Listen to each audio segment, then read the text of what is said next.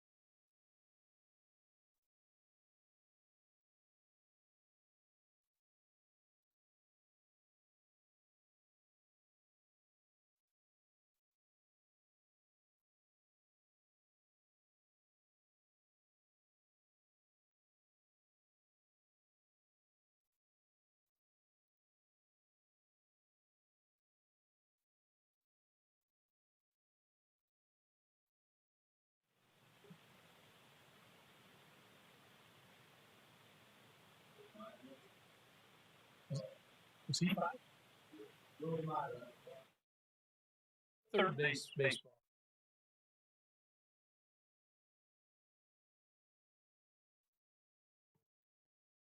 Okay, Debbie, we should probably start. Okay, I'll go ahead and transfer over. Just 1 second.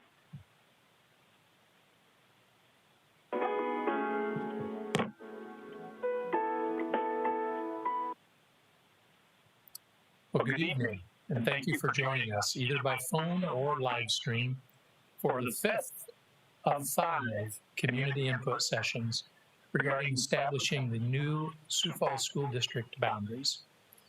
For those of you who have followed each session, this will be a bit redundant at the beginning, but I don't want to assume that everyone has heard this information before today.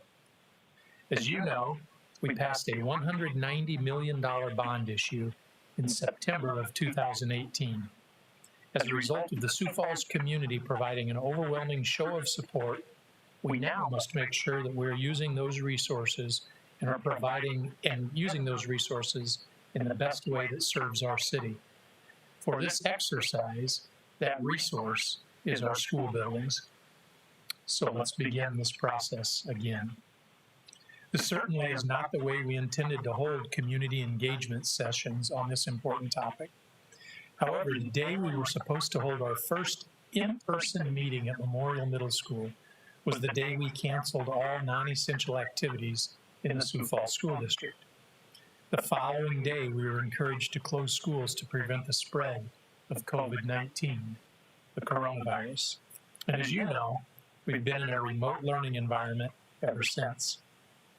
As we thought through our original goal, we realized that the point was to hear from the public. And while we would enjoy seeing you in person, your ability to be heard is still our main goal. And this listening methodology accomplishes that goal. This topic is important to us, and we know it's important to our families as well. That is why we have moved ahead with the 5 input sessions. Over the past months, we've continued to receive community feedback via the Let's Talk application. I know we have now received well over 400 pieces of information through that tool prior to the first engagement meeting, or since we've started this process. We've received an additional 100 since that first engagement meeting. And thanks to you, we hope to continue to get more. Please keep those coming. We encourage you to use the Let's Talk application on our website, and I'll talk more about that in a moment. We're confident that we're still on track to allow the school board to formally adopt new boundaries. The new boundaries will go into effect for the 21-22 school year. We will conclude this process by the end of June as originally planned. Now, for a few housekeeping items before we start taking questions tonight. In order to accommodate all questions and callers, we ask that you only call in to ask your question once during the 5 meetings. We want to give everyone a chance to be heard. You are welcome to listen clearly on all of the meetings, but please, 1 call per person so we can cover the largest number of topics in the 5 meetings. Make your questions or comments succinct. And I know that can be tough, but through the first 4 meetings, you've done really well in that regard. In order for us to get to as many questions as possible, we're hoping to keep each question and answer to a total of approximately 3 minutes. Obviously, that would allow us to get through about 20 callers in an hour. If someone has already asked your question or made the same point that you hoped to make, please remove yourself from the call queue so we can move on to another topic. Throughout this process, we've had the Let's Talk application. I mentioned this earlier. Submitting questions and comments via Let's Talk equates to the same level of input as calling in this evening. The school board will receive all of those comments, just as they will hear comments that are made tonight. If you're not aware of the Let's Talk tool, you can find it on the district website, which is SF, as in Sioux Falls, sf.k12.sd.us, sf.k12.sd.us. There's a blue flag on the right side of the screen. Simply click that vertical flag, select your topic, and write your question or comment. If you're wondering whether or not we received that information, you will get a follow-up email. You will know that we received the information. And finally, please keep your comments professional. I can assure you that no one intends to create a hardship for your family, and we will be respectful of every question that you ask. Please be respectful of the process. Our primary goal is to assign students to schools in a manner that maintains focus on the priorities set by the board. Priorities such as student safety, budget considerations, using natural boundaries where possible, and keeping contiguous neighborhoods together if at all possible. The number for you to call this evening is on your screen. It is 1-800-874-4559. 1-800-874-4559. Participants will be asked for a code. The code is Ben Schumacher. You will answer a series of questions like your first name, your last name, and where your children attend school, etc. The operator will place you on hold so you can listen to other callers and then let you know when it is your turn to ask a question. Finally, we're showing 2 options for Ben Rifle Middle School and 2 options for Thomas Jefferson High School. I think it's important to realize that we have seen and considered other options and have looked at other similar configurations to these options. Also, we will continue to look for the best option available. I truly believe that what you see as our current options will be massaged during this next month and for the duration of this process, and certainly prior to any board approval. These are your schools, and we want to hear from you on how best to put the boundaries together. Before we kick off the questions tonight, I want to summarize a few topics from our first 4 meetings that might help with questions that currently exist and might help us to get to other topics this evening. The first is regarding grandfathering of students. The question would be, will students currently attending a school be able to continue in that school once boundaries are redrawn? The answer is, the decision to grandfather students has yet to be determined. Our task force gave information on this topic, and we had a student advisory group provide feedback on this topic. While there was not a unanimous opinion, and our Board of Education will ultimately decide this answer, it would be more likely that somebody who will be a senior would be grandfathered rather than somebody who has just finished their freshman year. But no guarantees of grandfathering exist today. That answer is still to come. Another question is that on open enrollment, and will it continue after the boundaries are redrawn? The answer is yes. We will have open enrollment in the future. Open enrollment is predicated on the amount of room a building has. The Board of Education sets limits on building capacity And if a building is under capacity, we allow open enrollment. The third question, it comes regarding the splitting of schools. Will any of our schools be split in their transition from middle school to high school or from elementary school to middle school? And the answer is, unfortunately, yes. We've looked to minimize the splitting of buildings as students transition from elementary to middle school and middle school to high school. But just as is the case today, we will continue to have a few schools that have to be split as they make those transitions. The fourth question is the issue of drive times. Will drive times and safe paths to school be considered as we put our boundaries together? Safe paths to schools are crucial in our planning. The school district currently sits on a path committee where we communicate with city officials on creating and maintaining safe paths to schools. Those committees are made up of folks who specialize in safe paths to schools, including city engineers. We will maintain our seat on that committee and stay steadfast in providing safe routes to schools. As we work to plan our new schools and look at new routes, please know that we currently have students driving across town in many instances due to the configuration of our current boundaries. We will look at the safety from a whole district perspective, because at times when the whole district perspective can get lost when we look at a microcosm of the school district and forget that we have to consider all students, all buildings, and all routes.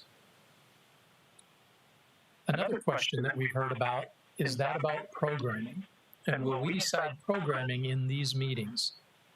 You may have heard about conversations in our first several meetings regarding Spanish immersion and the honors program. And those two programs are currently held at Edison Middle School. And we have scenarios where those stay together and scenarios where those don't stay together. But I would tell you the discussion on continuing to keep those programs together, as you have heard, there's been some pro comments on keeping those programs together and some that were contrary to those original comments. The whole concept of programming is bigger, though, than simply Spanish immersion and the honors program. Some examples would be we have English language learner programs throughout the district. We have very specific special education programs in our school district. We have a challenge center in our school district.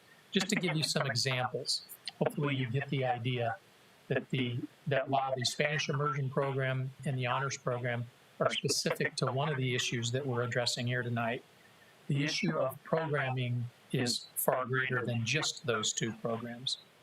While that issue is a highly technical issue, it likely will be finalized by the Board of Education after hearing from the community in these sessions, the community task force in a subsequent session, and then board deliberation before we get to the final boundary drawings. Finally, I want to remind folks that the necessity of the bond issue was centered in the overcrowding of our schools. That was never more apparent than when looking at our West Side schools. The two largest elementary schools in the state of South Dakota are on the west side of Sioux Falls. They are Discovery Elementary and Pettigrew Elementary. Both of those schools hover around 1,000 students. The largest middle school in the state of South Dakota is Memorial Middle School, also a West Side school. In fact, if Memorial Middle School were a high school, it would be the sixth largest school in our state, behind Roosevelt High School, Lincoln High School, Washington High School, Rapid City Stevens, and Rapid City Central High School. No other high school in our state is as large as Memorial Middle School. And the largest high school in all of South Dakota is Roosevelt High School. Roosevelt isn't the largest by a little bit. It's the largest by several hundred students. The point here, as we look at Roosevelt High School, Memorial Middle School, Discovery Elementary, and Pettigrew Elementary, is that we have a student population distribution problem to solve. And I know it's complicated, but we must move some of our students to help alleviate the overcrowding in our schools, particularly the schools on the west side of our community.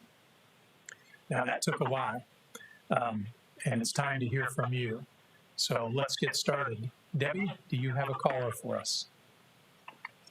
If anyone would like to ask a question or make a comment, please hit star 1 on your telephone keypad, star 1, and I'll access your line.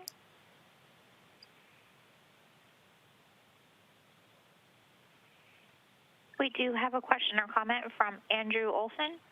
Your line is live. Good evening. Thank you. Good evening. I had a question kind of regarding about adding to Roosevelt and the West Side schools of the position, especially regarding the high school, of separating Lincoln and Roosevelt on Western Avenue compared to Minnesota Avenue. And I think that also kind of deals with student safety as far as students biking to high school, and just what your position is on that. Actually, I don't have a position on that, Andrew. I'm just taking comments on what your position on that is, so I can relay that to the Board of Education. Yeah, well, this is a long-standing neighborhood of Lincoln High School students where I currently am, just north of Edison Middle School. And it just seems the distance between our neighborhood and Roosevelt compared to our neighborhood and Lincoln High School seems like a pretty drastic change. And so I believe one of the proposed borders was moving our Lincoln High School neighborhood to Roosevelt, and it just seems unsafe for students who, you know, either walk to high school or bike to high school or have other means of transportation. And I would just encourage the board to keep the border between Roosevelt and Lincoln High School at Western Avenue instead of moving that further east. And that's my comment. Okay, I appreciate that. Well stated, Andrew. Thank you. If anyone would like to ask a question or make a comment, please hit star 1 on your telephone keypad, star 1, and I'll access your line. And we do have a question or comment from Amanda. Your line is live. Hi, good evening. I just had a statement regarding the Challenge Center and Robert Frost, how currently they're split in a sense where half of Robert Frost goes to Edison and half of it goes to Patrick Henry, depending upon the north or south of the river in a sense. And with the new proposal, either option A and B has Robert Frost going to Patrick Henry. However, with option A, the Challenge Center would also move to Patrick Henry, which would kind of go along with some of the remarks about keeping students that attend the same elementary, keep them together in the middle school. So I don't know if that opinion has been brought up much, but that would heavily impact my family. My child is at Robert Frost and at the Challenge Center, one of each, and they've made friends with each other in a sense. So the Challenge Center children have friends that go to Robert Frost, and the Robert Frost children have friends that go to the Challenge Center. So when that time comes to move into middle school, there will be that separation if the Challenge Center does move, or stay, I should say, stay at Edison. So just a kind of a reverse opinion of some of the others. Yeah, what you're talking about is the honors program at the middle school and where that is housed. Correct, exactly. Yep, gotcha. Gotcha. We've had several comments on that, Amanda, and I appreciate yours. Great, thank you so much. You bet. Just a reminder, if anyone would like to ask a question or make a comment, please hit star 1 on your telephone keypad, star 1. And we do have a question or comment from Brent Langston. Your line is live. Good evening. Good evening. Thanks for the opportunity to speak tonight. I have a few points regarding the priorities and statements that were made in past community input sessions. My daughter is a current freshman at Roosevelt, and in both high school options A and C, she would be forced to move to Jefferson for her junior and senior year due to our home being between 26th Street and 12th Street. We're within a block from Discovery Elementary. My comments tonight relate to making sure that all priorities set out are balanced in the final plan. And the current options appear to overly favor one bullet point listed out under priority 1, which is the socioeconomic status of schools, which I understand is very important. But the priority 1 also addresses equitable programming at all schools. As you stated in a previous meeting, Dr. Maher, it is a fact that programs such as sports and fine arts at a new school in the first years will not be the same caliber as they are currently in well-established programs. This may be acceptable for some students and their families, but it can be detrimental to other students who are looking for scholarship opportunities and or who plan to continue down these paths in the future. So I realize that scholarships aren't determined on wins and losses. However, training can make significant impact on scholarship decisions and educational opportunities in the future. The new programs, staff, teams need time to reach the caliber of these established programs. And I also want to point out that also was mentioned before that several times that show choir is an activity essentially equated to sports. However, show choir is not only an activity, but it's also accredited class, unlike sports teams. Other priorities include, for us, include safe travel routes, minimize travel times, and keeping the neighborhoods together. As many people have stated, one, for instance, just a few minutes ago, this is not being done within option A and C for the areas, especially regarding the areas, our area between the 26th and 12th Street on the west side. Both options require that students travel on busier roads, especially during morning rush hour, and for farther distances. Many of these students who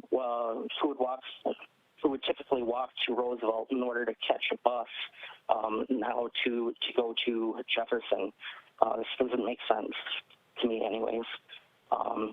It'd make more sense to be safer, especially for these young drivers, to maybe from the center of town or between Western and I-29 to travel to Jefferson, since they're going to be driving anyways, and they would be able to go through safer routes to get to their school.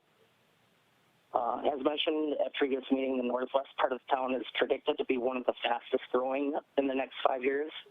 But that being said, the two high school options appear to be short-sighted, more short-sighted, as it appears that at 5 years in the future, boundaries are going to need to be moved back closer to the current Roosevelt population. So you also mentioned at the beginning of every meeting that options are not finalized and are going to be massaged. So hopefully this input is helpful in those discussions, and hopefully the students who are currently attending schools should be given the option to stay within their schools that they're currently attending if they choose. So this consistency, I feel, I think that would benefit the majority of students. So.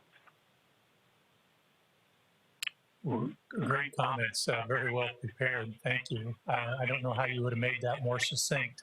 So I just appreciate your points. Clearly, you have paid attention all along. So, and I would echo the last comment that you made, or maybe it was the next to last comment you made. I don't know that the final plan exists yet. We'll have 5 members of the Board of Education that will determine that, and I promise you they're listening to you. So very well thought out points, and thank you for calling in. Thank you. If anyone has a question or comment, please hit *1 on your telephone keypad, *1, and I'll access your line.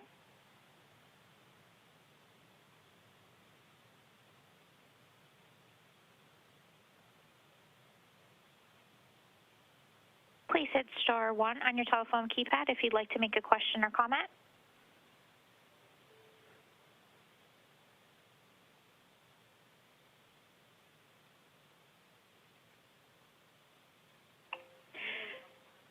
We do have a question or comment from Guido Alfonso. Your line is live. Oh, thank you. My question is, it seems through the task force meetings that one of the main drivers for determining the different boundaries was balancing the socioeconomic groups between the different school systems. And it's quite clear instead that the teacher-to-student ratio will increase the education of people or children who are disadvantaged rather than trying to rebalance the socioeconomic groups. So what I see in the task force is that the number one driver is to try and rebalance socioeconomic groups, and it's not really for the advent of the kids that are closer to different schools. So I would like the topic to be addressed that why doesn't the Sioux Falls School District take the amount of money that they get from property taxes from kids that are going to private schools and decrease the student-to-teacher ratio in the disadvantaged schools, since that's more important to advance kids that are disadvantaged versus trying to rebalance the different schools artificially through this mechanism. The unintended consequence is that when you have a teacher that has 20 kids in the class, and there's, let's say, 4 or 5 kids that are disadvantaged, now you boost it to 10, then the unintended consequence is the other 10 kids that are in decent families that have enrichment, they get penalized for that. A couple of things that I would say, and then I'll turn it over to Doug Morrison. I think I understand your point, but I'm not positive I'm crystal clear on your point.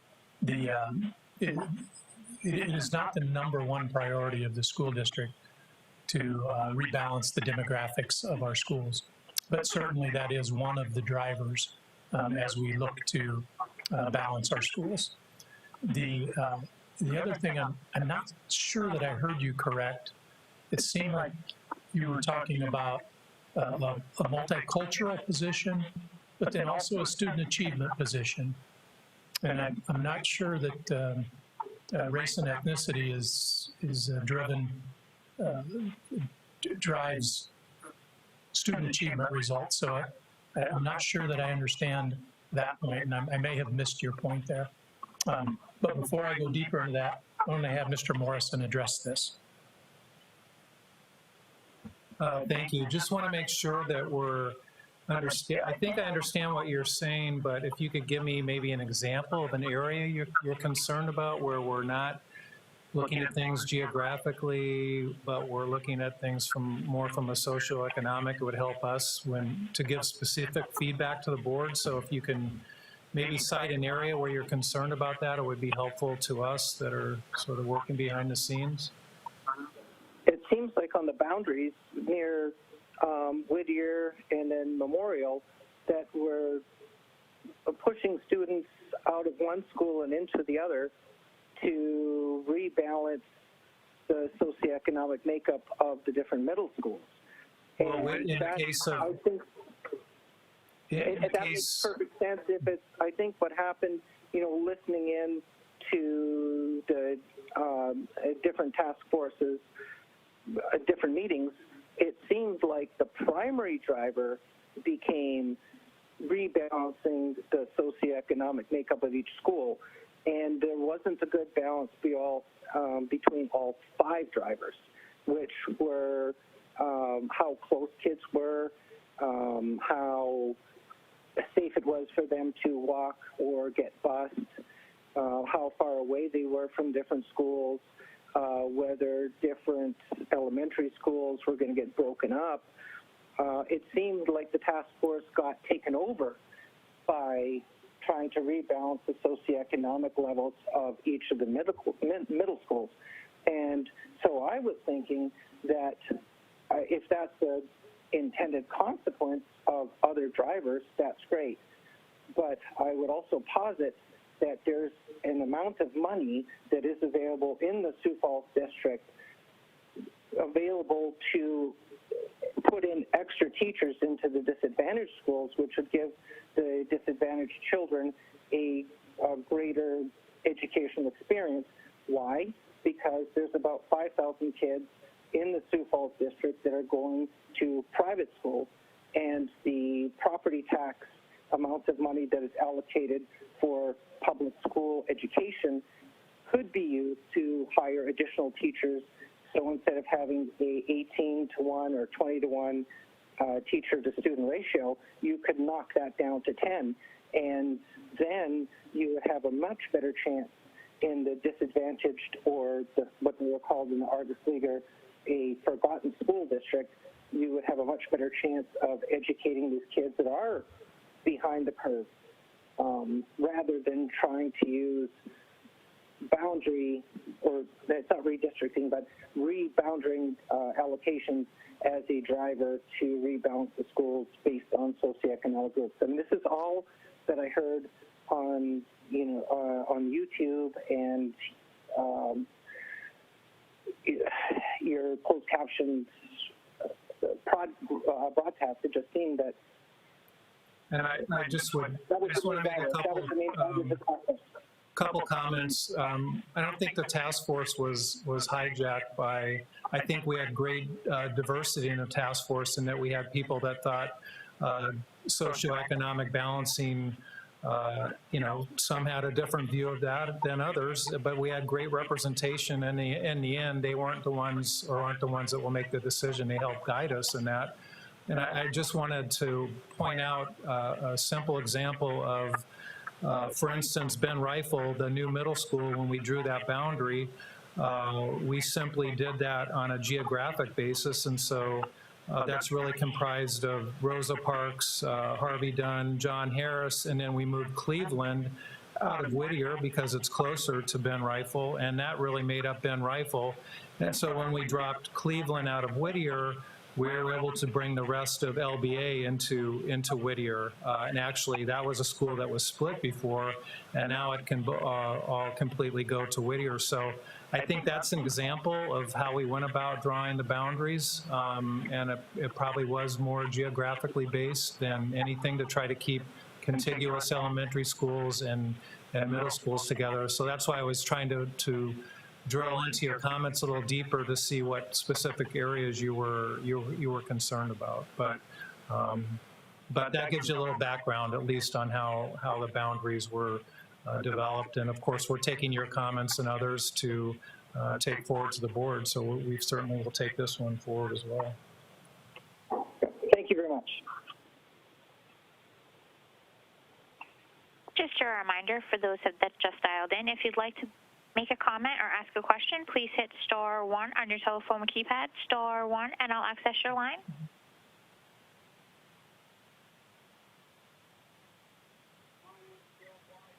Okay, we do have a question or comment from Troy Bitterman. Your line is live. Hi, I want to thank you for taking the time to speak with everyone. I know this is difficult and a lot of people are frustrated with this. One of the key things I would like to see is if there's going to be more boundary changes in the Southeast in the future, if perhaps we could move towards those changes if possible. What are you thinking of something specific there, Troy? Well, if you do something where you move a school area outside, let's say you take an elementary and you're shipping them, or not shipping them, but you're busing them outside of their area. And let's say 5 to 10 years from now, you decide, well, not you, but it's decided that the boundary needs to change back. Would there be additional schools we'd put in the Southeast area, or are we pretty much looking at T absorbing the rest of that? Well, we wouldn't. T wouldn't absorb anything from our school, inside our school district boundaries. But your question is a good one, and one maybe similar to one we had is either during session 3 or session 4. And how often do we do the rebalancing of the boundaries? And one of the things that I contend is even if we wouldn't have passed this bond issue, it was time for us to redo boundaries. We have some kids who live a long ways from their current building at every level currently. So I think it's important that the district does look at boundaries every, I think we have something actually written that says we should at least review them every 5 years. Maybe we don't change them, but we should at least review them. The other thing I would say is we've got Ben Rifle Middle School and Thomas Jefferson High School going in. But for anybody that remembers more of the specifics of the bond issue that was passed in 2018, we also have an elementary school that we will build. But we're still a few years away from building that, and quite frankly, today, we don't know where that will go for sure. So there will necessarily be another conversation in 3 or 4 years that centers on the elementary level for sure. And I had one other question on that. Well, it's kind of related. Right now we have areas that are split, and they're looking at being changed where people have moved there expecting that school to be split. And those areas potentially will be moved back and unsplit, and then other areas that are currently split would be, or currently not split, would then be split. Is that something that's being taken into consideration? Well, we look really carefully at split schools, and as I think you said, we have some that are split now, and what we try to do is we tried to minimize the splitting of elementary to middle school, that transition, and the splitting of middle school to high school, that transition. But I'm not sure you talked about schools that are split and won't be split in the future. Is that what you said? Correct. Like right now, Edison is split. People have moved into that area on one side or the other, expecting their kids to go to Roosevelt or they're going to go to Lincoln. I think it was with middle school option A, all of Edison was moved over to, or maybe it was B, is moved over to Roosevelt. Versus at that point, with that change, more of the north side of the east would get moved up to Jefferson from that.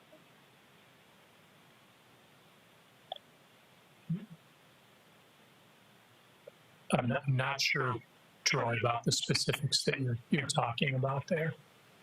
I'm looking around for some help in the room, and I'm not coming up with any.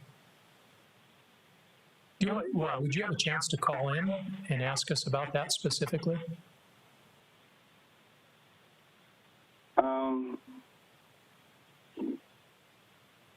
During the day tomorrow or later this week, we'd be happy to work through it with you.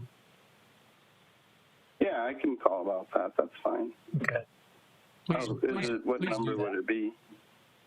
On our website, you'll find our office number. Okay. Or thank you. It's 367-7900. Or put it in on Let's Talk. We'll respond that way as well. Okay, thank you. You bet.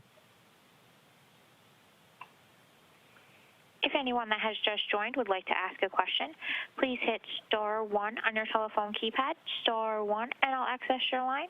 We still do have 2 more questions. Our next question comes from Erica Krugel. Your line is live. Hi, good evening. Thank you for taking the time to receive our calls. At the time of the split, I will have a junior and a sophomore at Roosevelt, and I will have a 3rd grader at Discovery. And where you guys potentially will be putting your boundaries, my youngest for sure would end up traveling that distance to Thomas Jefferson. And I am comfortable as a teacher understanding that there'll be a ton of opportunities for him by the time he reaches that point. My concern and my question is if you have or could, before you make your final decision in June, as far as grandfathering or allowing students to stay at Roosevelt or who that might partake, if you could send out a survey monkey to our current sophomores and freshmen and ask them a question. If you had the choice, do you care which building you went to? Do you have a sibling that is going to be a freshman or a sophomore? My understanding is based on precedents in the past, that many times seniors get the option, or my hope would be the juniors and seniors do, as my junior is well established or will be well established by that point into some of the extracurriculars that may not be established yet at Thomas Jefferson. So my question is, would you guys, or are you considering getting a survey out to the current students to find out, what kind of level do you need to consider or look at for grandfathering for at least those first couple of years? Yeah, really good questions, Erica. Let me address that a couple of ways. I don't anticipate that we'll send a survey out asking the freshmen and sophomores essentially if they want to stay in their building. I suspect I know how that would come back, and I'd hate for us to ask that question and then not be able to honor the response. So I don't know if we'd do that, but I think your points on grandfathering are really crucial to the conversation, and I really don't know how they will go, and I don't want to pin our Board of Education into a box. But I will tell you, I was in this room, listening to the task force debate whether or not grandfathering should take place at all. I was also leading the conversation with our student advisory group, which is freshmen, sophomore, juniors, and seniors from every high school in the district, also in this room. And I was privy to both of those conversations. And to give you maybe an overly simplistic view from my recollection anyway, when asked if we should allow grandfathering for seniors, there was a pretty wide, yeah, I think we should. When asked if we should allow it for juniors, it was, oh, more probably, knowing that at some point in time we have to say students need to go to the new high school. So I don't say that as a point to say this is what our board will do. I'm saying that's how heavy that question is that the board has to wrestle with. It's the same at the middle school. Do 8th graders get to stay and finish their middle school experience if they're going to be an 8th grader or not? Do 5th graders get to stay at the elementary and finish their elementary experience or not? So the board has what I think are some very heavy questions and very emotional responses there. You have a junior, so that's... Yeah, he will be a junior at that point. He's a freshman this year and has had some strong experiences in the music department specifically. Has had good experiences in other departments in athletics as well, but our biggest concern is that we are strong advocates within the choir department, music department, and I understand that at some point there'll be the same strength at Jefferson if that's what the teachers decide to go. But we know that Lincoln does not offer the level of choirs that Roosevelt offers and Washington offers. So there is something to be said that it's possible that Jefferson might not have the same level. Marching band isn't popular. It's not possible. I'll tell you right now that will happen at Jefferson. But I understand your point. It's not the same at Lincoln as it is at Washington and Roosevelt. So that's where I'm wondering within like a survey where there are kids that aren't involved in anything that are going to tell you they want to stay at Roosevelt, but they could go to Jefferson. And then there's some kids like my son who is going to be heavily embedded into music departments and other activities that he's going to lose. He potentially, we're early into that development, but we're potentially going to lose some of his driven activities that he could be potentially looking at as college opportunities. And so that's that's my concern for specifically my son, but also my daughter, is she is heading directly in that similar path. And I know that there are several of my son's groups that have come up, and we're all sitting within about 4 blocks of each other. And unless the boundary for Jefferson would get close to 12th Street, they would all be sent as juniors to Jefferson and lose out on some, potentially at this point, because you don't know what is going to be established up there right away, some very serious musical opportunities. That is my concern. So I know there's not a great way to do it, but if there was a way within a survey that said, what are you involved in at Roosevelt, and you looked at some different ways of grandfathering that were built around their desire to be Roosevelt through those couple of years that are left. Yeah, your point's well taken. If there's any way we can find out that information, we'll do our best to do that. I want to stop short of promising you that, because I don't want to make you a promise that I can't honor. But your point's well taken. Maybe the impact isn't the same on student A as it is on student B. So I think that's something for us to look at. Also, as a father of 3, I know how emotionally charged activities can get. So I appreciate your point, and I know that that is weighing heavily on the board as they listen to you. Thank you. You're welcome. If anyone would like to ask a question or make a comment, please hit *1 on your telephone keypad, *1, and I'll access your line. We do have a couple more questions in queue. Our next question comes from Dwayne Bickerson. Your line is live. Hi, I just had a quick comment about the boundary. I think that option C would be the most fair, whereas right now or in the past, Axdale has been perceived as the more lower quality middle school. Now that's going to go away. I think McGovern would probably take that place, and I just think that a high school with option C would probably be the most fair, because otherwise the new high school would be more of a middle school Axdale type thing, where it's perceived as a lower quality or just not as good of a high school as the other ones have been in the past. Okay. Option C. Thank you. Yep. Thank you. If anyone would like to ask a question or make a comment, please hit *1 on your telephone keypad, *1, and I'll access your line. We do have a question or comment from Angie Roth. Your line is live. Hi, I just wanted to say that I know this isn't an easy decision for anyone, but 100% we are supportive of new high schools and middle schools in the area, so thanks for all the work that you're doing. I just wanted to make sure that my voice got heard. Once boundaries are decided, we are 100% behind wherever our kids are assigned to go, but we live on Strabane, which is like right on the creek of the boundary by Roosevelt High School, so less than 1 mile from the school. And we will also have a junior and a sophomore when the new school opens. So I wanted to just put a plug in there that we feel pretty strongly that option C for the high school would be better, just because of some of these houses that are super close to the school that we could easily walk to. And then also with the whole sibling thing, I think that's going to be a very tough decision. First of all, I'd love my junior to be able to finish her high school career as an athlete at Roosevelt High School. And secondly, it would be much easier for us to send 2 kids 1 grade apart to the same school rather than having 2 cars and 2 separate places that we have to go. So I don't have any specific questions, just wanted to make sure that my voice was heard here, and thanks again for all the work you're doing.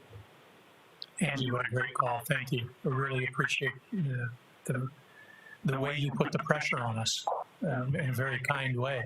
You and Erica, I think, need to get together. You both have a junior to be and a sophomore to be when we open up the new schools.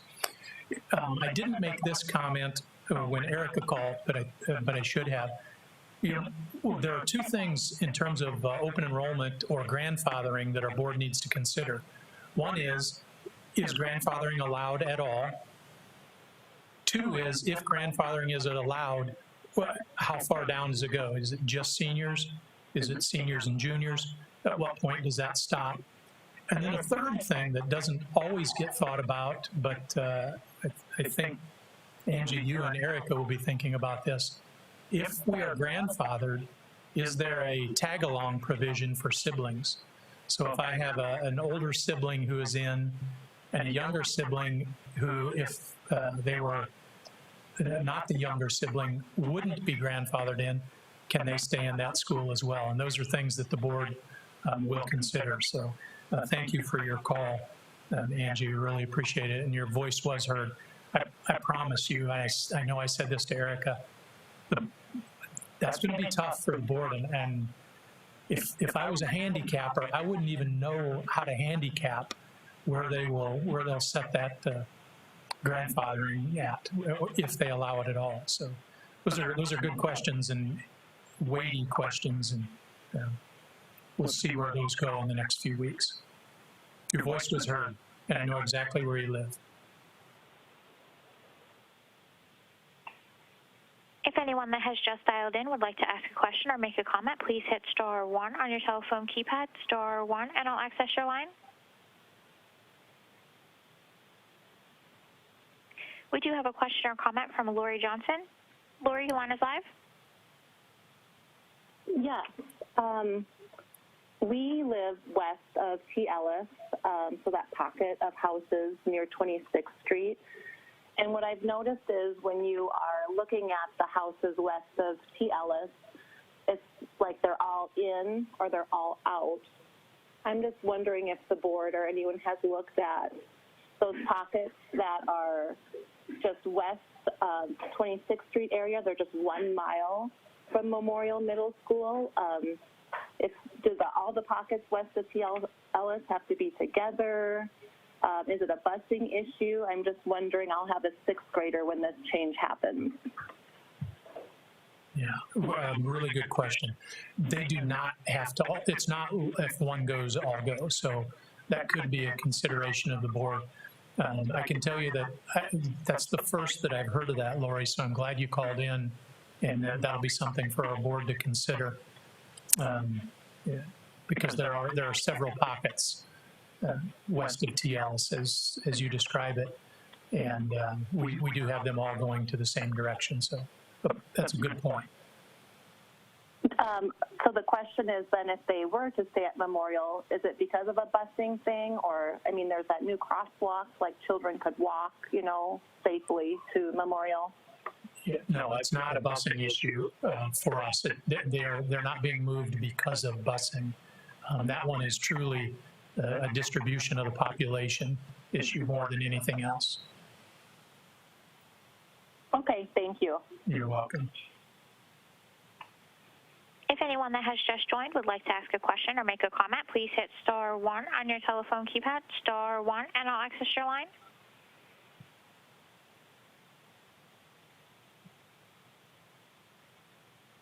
We do have a question or comment from Debbie Johnson. Your line is live. Hi, we are part of the same pocket area that the previous Lori Johnson was speaking about. I do have 2 students, one that is a junior that is going to be graduated, and then also a freshman that will be a junior. I will speak to as far as before and after school activities. When it came to issues of orchestra, band ensemble, cross country, any of those sports events, neither one of either myself or my husband would be able to pick them up. I was able to send them on a bike so that they could be involved in those activities, or my neighbor was easily able to go and get them for their activities and bring them home. If they would have been 4 miles away from here, those activities wouldn't have been a possibility. And I'm talking about, these are top-level musicians. So when you take those opportunities away and they're not able to be in those activities, then you take away opportunities for all-state musicians. I mean, my son that I'm talking about has been one of 5 all-state musicians for orchestra for all of his years since 6th grade. So if you take out those opportunities, you're taking away those things that really add to the students. Yeah, point well taken.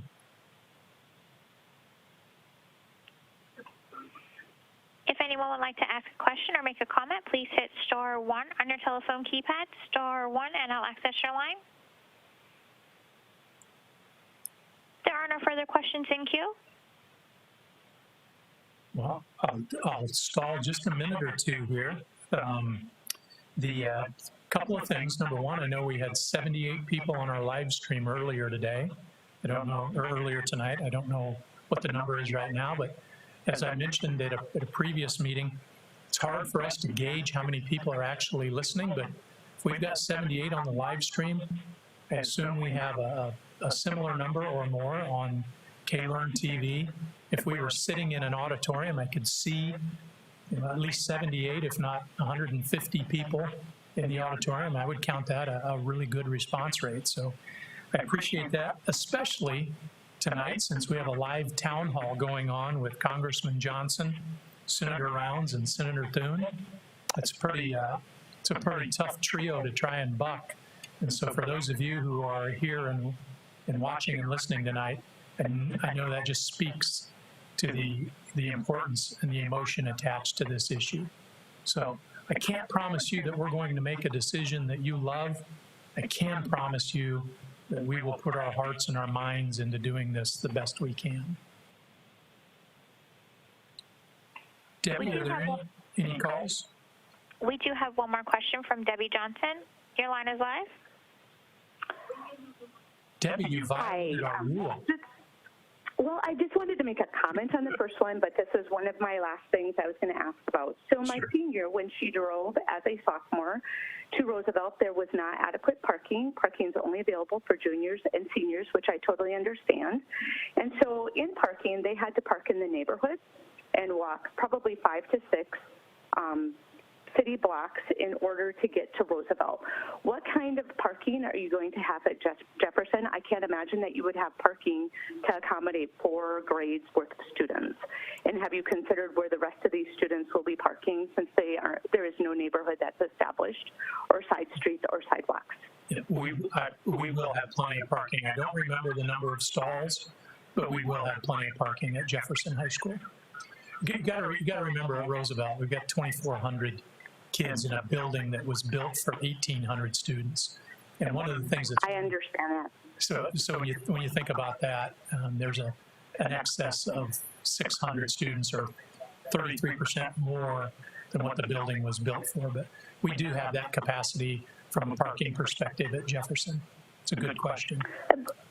But there also are lots of neighborhood kids that are walking to Roosevelt that will be forced to drive. There's going to be way more kids forced to drive. I know for us, my daughter did not drive till she was a sophomore. If I were having a freshman, there's no way that I could get my child up to that remote area. They would be forced to drive or to carpool with somebody. So you're going to have more cars. You're going to have more kids on the road.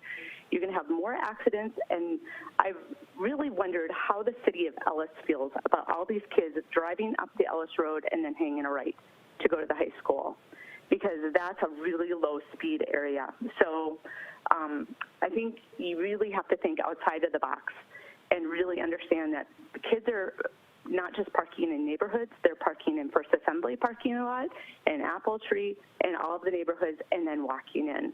And I understand the difference in the numbers of students, but because it's in such a remote area, you're going to be forcing people to have more children drive.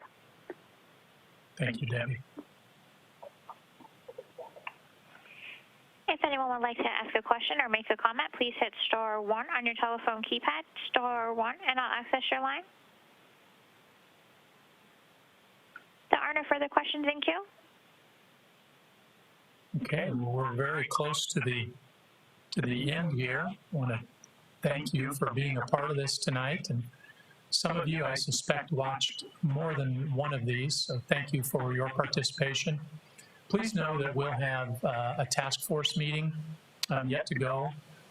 While the community engagement portion is concluded tonight, we'll also have a task force meeting for our task force. We'll come back together one more time to talk about the issues that have come about during these 5 community engagement meetings. After that, the board our board will receive a report at a work session, and from there, our board will ultimately make some decisions. So while we're well down the process of putting the boundaries together, we still have quite a ways to go before the board makes decisions on June 22nd. So with that, I'll say thank you, and I appreciate all of your participation in the 5 community meetings. Debbie, thank you for being our moderator tonight, and to all of you, have a great night.